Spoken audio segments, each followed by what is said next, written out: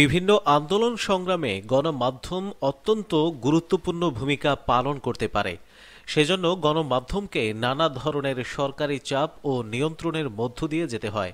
তেমনই ঘটে যাওয়া ছাত্র জনতার অভ্যুত্থান চলাকালেও গণমাধ্যমকে নানা ধরনের চাপ পোহাতে হয়েছে। এই আন্দোলনে নেতৃত্ব দেওয়া একজন তরুণ ছাত্রনেতা ছিলেন নাহিদ ইসলাম। তিনি বর্তমানে তথ্য ও সম্প্রচার মন্ত্রণালয়ের দায়িত্বে রয়েছেন। সম্প্রতি তিনি বেসরকারি সংবাদ মাধ্যম চ্যানেল 24-কে দেওয়া একটি সাক্ষাৎকারে গণমাধ্যম আইন ও এর স্বাধীনতা নিয়ে কথা বলেছেন। সাক্ষাৎকারে নাহিদ ইসলাম বলেছেন, গণমাধ্যমের স্বাধীনতার ক্ষেত্রে অন্তরায় যে আইনগুলো রয়েছে সেগুলো পর্যালোচনা করা হবে। আমরা অর্থনৈতিক, রাজনৈতিক, নিরাপত্তা আরও আনুষঙ্গিক বিষয়গুলো আলোচনা পর্যালোচনা করে একটি রূপরেখা করার চেষ্টা করব, যাতে নির্বিঘ্নে স্বাধীনভাবে এদেশে মানুষ গণমাধ্যম চর্চা করতে পারে। তিনি জানান, গণমাধ্যম সংস্কারে গঠিত কমিশন এমন আইন করবে যাতে ভবিষ্যতে কেউ গণমাধ্যমে খবরদারি চালাতে না পারে। জুলাই আগস্টের গণহত্যায় সমালোচিত রাজনৈতিক চরিত্র শেখ হাসিনা ও তার দল আওয়ামী লীগকে নিষিদ্ধের দাবিও উঠেছে নানা মহলে।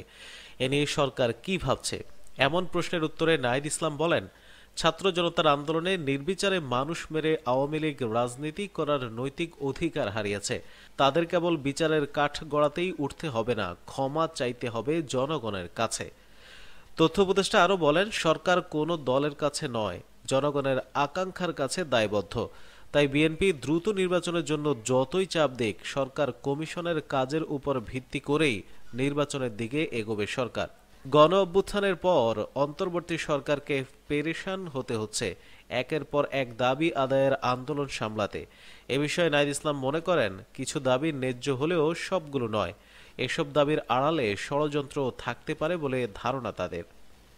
অন্যদিকে প্রথমে স্থানীয় সরকার নির্বাচন চায় সংস্কার কমিশন। সংসদ নির্বাচনের আগেই স্থানীয় সরকার নির্বাচন করতে চায় নির্বাচন ব্যবস্থা সংস্কার কমিশন। তবে তার আগে নির্বাচন পদ্ধতির সংস্কার কাজ শেষ করতে চান বলে জানিয়েছেন কমিশনের সদস্য তোফায়েল আহমেদ। শনিবার দুপুরে রাজধানীর আগারগাঁওয়ে নির্বাচন ভবনে টেলিভিশন সাংবাদিকদের সঙ্গে মত বিনিময়ের সময় এসব কথা বলেন তিনি।